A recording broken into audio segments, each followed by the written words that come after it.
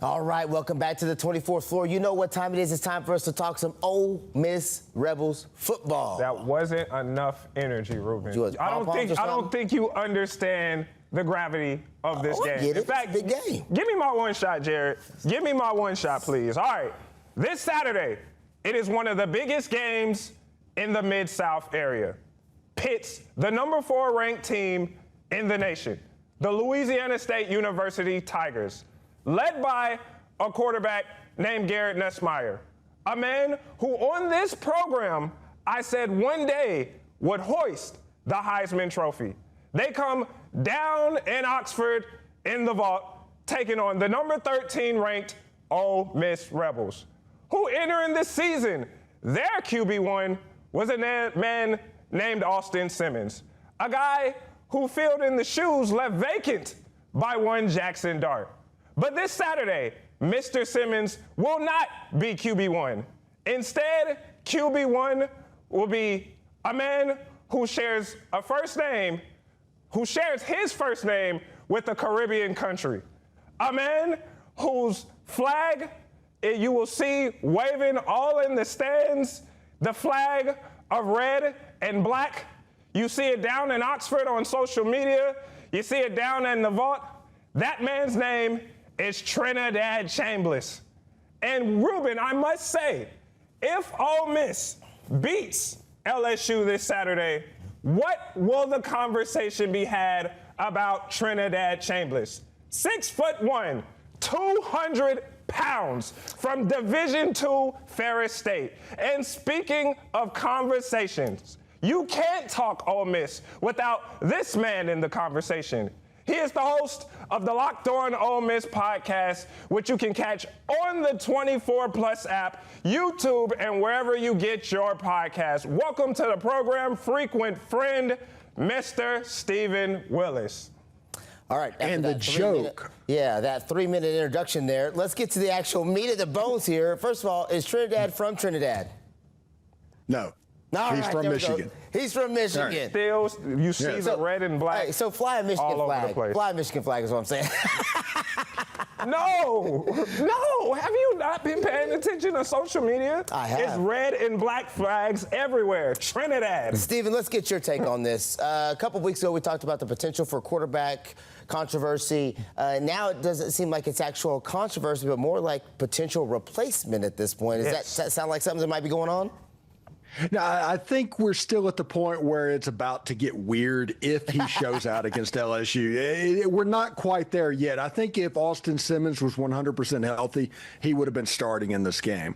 But with LSU's defensive line and the mobility that is going to be necessary in this game, Trinidad actually probably provides the best path against this defense. Now, after this game's a bye week, then Washington State, and then is the Georgia Bulldogs. Trinidad Chambliss, if he has a good game against LSU, it gets weird in a hurry because this is likely the best defense he is going to see. So you want controversy? Let Trinidad go out and beat LSU. Then you have a real controversy. And the sad thing is Austin Simmons has done literally nothing wrong. He threw a couple of interceptions against Georgia State and Kentucky, but he got injured. So we need to wait and see what's going to happen next week. But you know, the joke this week and what we're talking about this week is this is an opportunity to send LSU to Trinidad, right? They're going on vacation. The old joke in the NBA, going to Cancun after you get knocked out of the playoffs. Yeah. Send them to Trinidad. Well, Stephen, I got a couple of numbers I want you to hear out. There's only 4 Ole Miss QBs who have ever thrown 300 plus and rushed for 100 plus yards in the same game. Archie Manning, Chad Kelly, Jordan Teamu, and now Trinidad Chambliss against Tulane. When you hear that stat, what does that say to you about Trinidad Chambliss and his potential? I think that it says to me that Ole Miss has some elite athletes playing the wide receiver position. We talked about that early on in the year that Ole Miss's wide receiver unit, there was a lot of different skill guys. You know, he's completed passes to like 7 or 8 different wide receivers in both games. That's not something that Jackson Dart did a year ago. That's not something that Austin Simmons did at the beginning of this season. And it comes from the point guard mentality that was put out by the Ferris State head coach whenever the newspaper reporters were interviewing him. He said he discovered Trinidad Chambliss on the basketball court playing point guard, and he wondered if he could translate that over to the football field. And you're seeing that even at the high FBS level, him kind of playing point guard out there and getting all the weapons involved. And there's so many elite weapons that Lane Kiffin has accumulated. Honestly, all you have to do is play point guard. Yeah, you're right. I mean, when you have that many weapons, you're really just, we always tell you your quarterback's job is to get the ball to the playmakers and let them do what they do. One of the things that has really stuck out to me about Chambliss is his efficiency and his accuracy rate. I think he's like 67 or 68% completion percentage at this point in time. And for the first week, I was like, all right, because Rich was all over it. Now it's like, let me see him do it again. After 2 weeks of games, those numbers stay really high. I think if he, like to your point, Stephen, if he plays well this weekend, it's going to get real weird real fast. But do you think he has that chance to play well, given this will be the toughest defense he'll see? I think it's going to be imperative on Lane Kiffin and Charlie Weiss to put Trinidad Chambliss into a position to where he doesn't get too far behind the chains. He's not going to see third and longs. I don't think that's his game. I think his game is it's 1st and 10, and they can kind of do some weird stuff to get 3 or 4 yards, and the next thing you know, it's 3rd and 2, and you can accumulate and develop time of possession in this game. Like in the fourth quarter, it would surprise no one if this was a 17-17 type game. So you don't want to make the critical mistakes. You need to make sure to do what you can, because this is the best defense that he's ever played against in his entire life. He has never seen anything like this. But the opportunity for Ole Miss fans that might be watching this, the opportunity that he has, if Trinidad Chambliss goes out and balls, you can have faith going to Athens. You can have faith going to Norman. All of these tough defenses that are coming down the road, it gets, like we keep saying, it's going to get weird if Trinidad Chambliss pulls this game off. So, Stephen, I'm looking at all the different side-by-sides for LSU and Ole Miss. I'm looking at basically where they rank scoring offense, pass offense, efficiency, defense.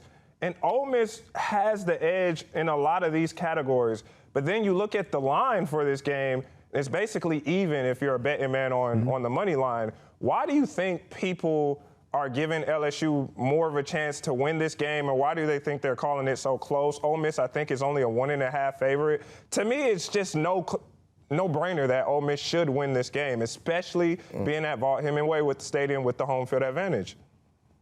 Traditionally, when both teams are good, the home team wins. LSU wins in Tiger Stadium, Ole Miss wins in Oxford. The only time they don't is when they're wrapped up in a probation type situation, or, Ed Orgeron is the head coach of the Ole Miss Rebels. So, other than that, it's a home team game. But I do think there's a little bit of a stigma of a D2 quarterback going up against a roster that they spent $18 million on in the transfer portal. I think that's the reason it's as tight as it is, because LSU is going to blow somebody out this year. It's going to look like Ole Miss versus Arkansas last year, or Ole Miss versus Georgia even. They're going to show up and it's like, wow, they look fantastic.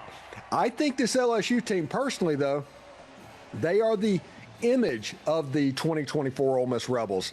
They have trouble running the football. They have a fifth-year starting quarterback. They have an elite defense with a lot of players that are going to end up in the league.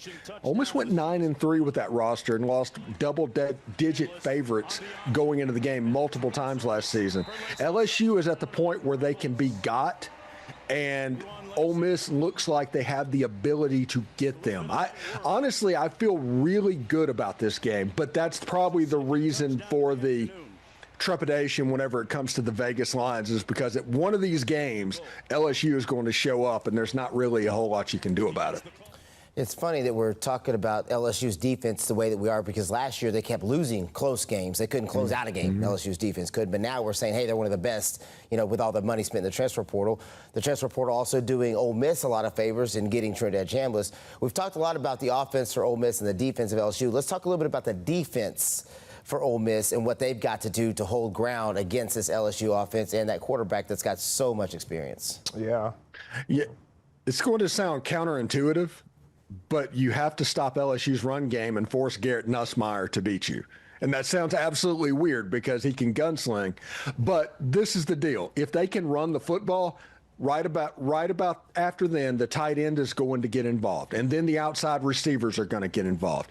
And then that offense becomes basically what Ole Miss saw in 2023, where they're just going up and down the field, and there's not a lot you can do. At the end of the game against LSU last year in Tiger Stadium, it was going up and down the field. You got to take away the run game. You have a running back that's not quite 100%, but this is LSU. There's always going to be dudes that can run the ball at LSU. So you need to stop the run. You need to handle what was going on and play pass defense, which Ole Miss has been pretty good at pass defense. Save the Arkansas game. The other ones haven't thrown the ball very much against Ole Miss, so we'll see how it goes.